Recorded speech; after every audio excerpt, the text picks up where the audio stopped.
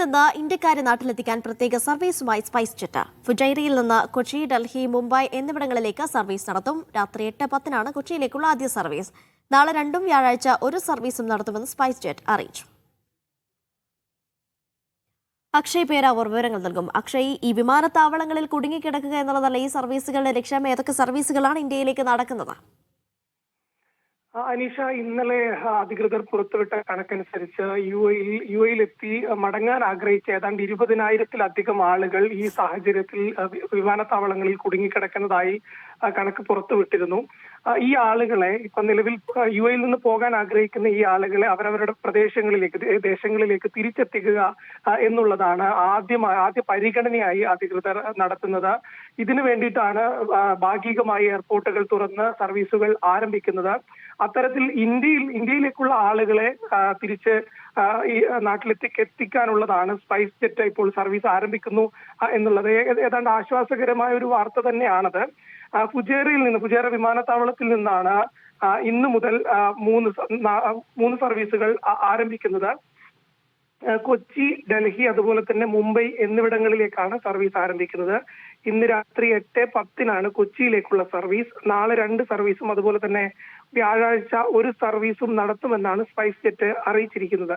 ഏറെ ആശ്വാസകരമായ ഒരു വാർത്ത തന്നെയാണ് ഇന്ത്യക്കാരെ സംബന്ധിച്ചിടത്തോളം. കാരണം പല ആളുകളും നാട്ടിലേക്ക് പോകേണ്ട പല ആളുകളും ഒമാനിലേക്ക് പോയി അവിടെ നിന്നാണ് എയർ ഇന്ത്യ എക്സ്പ്രസിലും മറ്റും നാട്ടിലേക്ക് പോകാനുള്ള കാര്യങ്ങൾ ചെയ്തുകൊണ്ടിരുന്നത്.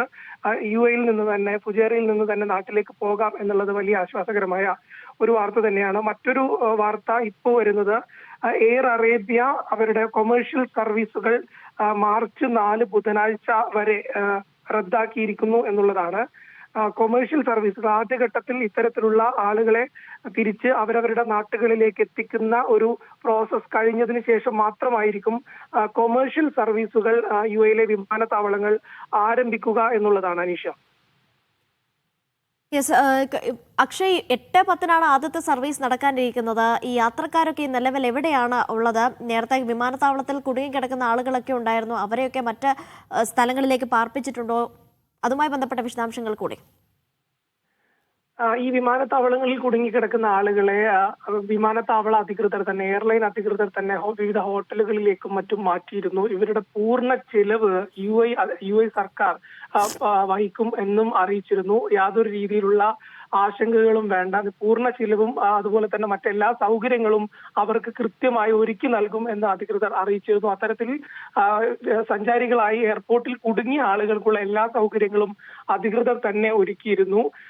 പിന്നീടുള്ള ഇന്നലെ മുതലാണ് അവർക്ക് ഏതാണ്ട് വിമാന സർവീസ് ആരംഭിക്കാൻ സാധിച്ചത്. അങ്ങനെ പല ആളുകളും നാട്ടിലേക്ക് എത്തിത്തുടങ്ങി. അതിന്റെ സന്തോഷം പല ആളുകളും പങ്കുവെക്കുന്നുണ്ട്.